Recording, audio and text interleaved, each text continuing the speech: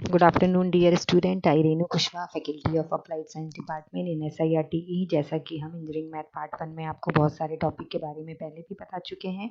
आज का हमारा टॉपिक का नाम है एप्लीकेशन ऑफ कंसिस्टेंसी। इससे पहले वाले लेक्चर में हमने आपको कंसिस्टेंसी के बारे में बताया था। आज हम उसके एप्लीकेशन के बारे में जानेंगे, किस तरीके से ये अदर कोर ब्रांच में अप्लाई होता है, डेली लाइफ में हम इसे किस तरीके से यूज़ कर सकते हैं, इन सब के बारे में जानेंगे। तो हम स्टार्ट करते हैं। Today is my topic name is application of consistency. सबसे पहले हम इसके अंदर इसके फीचर सिलेक्शन के बारे में पढ़ेंगे। तो फीचर सिलेक्शंस क्या हैं आज के हमारी प्रेजेंटेशन के? Overview, perspective, expect, most, representative methods, related and advanced topics, experimental, comparative analysis। सबसे पहले फीचर्स सिलेक्शन क्या होता है, ये उसके ओवरव्यू हो गए। why we need FS feature selection is a process that chosen an optimal subset of feature according to a certain criteria।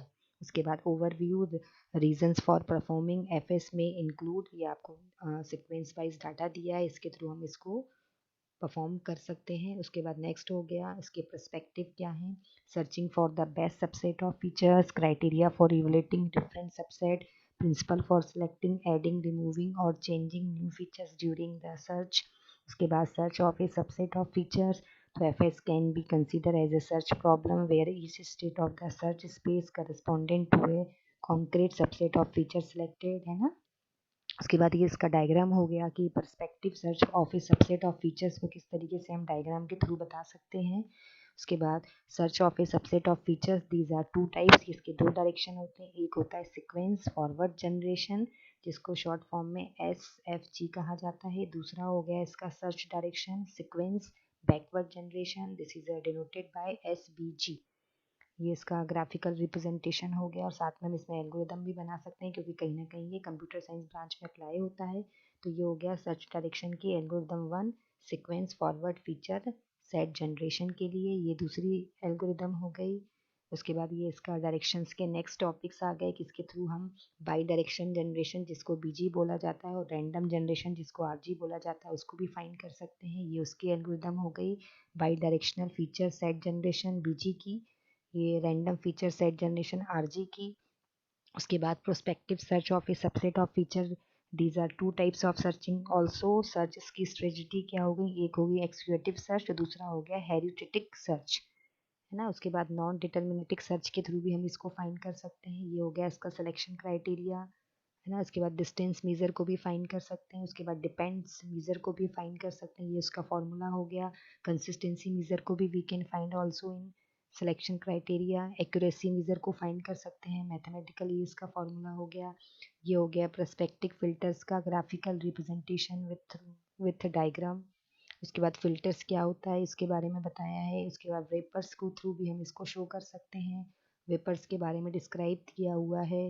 उसके बाद एम्बेडेड FS के बारे में बताया है। उसके बाद इसके एक्सपेक्ट के बारे में बताया कि expect outcomes of feature selection क्या होता है उसके बारे में। उसकी algorithm, output of feature selection, these are two types, minimum subset techniques, ये उसकी एल्गोरिदम।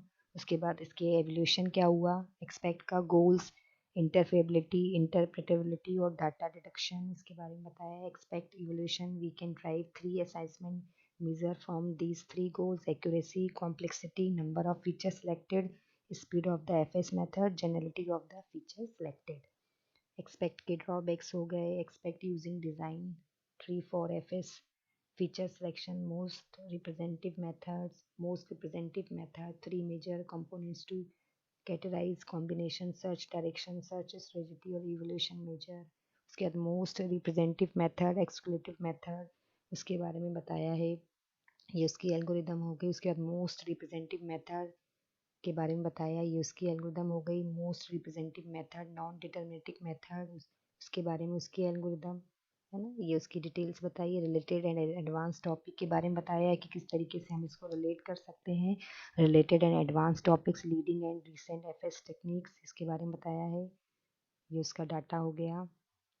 ये उसका फीचर्स का कंस्ट्रक्शन हो गया विथ थ्रू डायग्राम, है ना। एक्सपेरिमेंटल कंपैरेटिव एनालिसिस के बारे में बताया कि summary of some major studies को भी हम इसके अंदर फाइंड कर सकते हैं। So thank you very much for listening. आज आपने देखा कि किस तरीके से हम कंसिस्टेंसी को डिफरेंट डिफरेंट फील्ड में अप्लाई कर सकते हैं। ये इसकी एप्लीकेशन हो गई।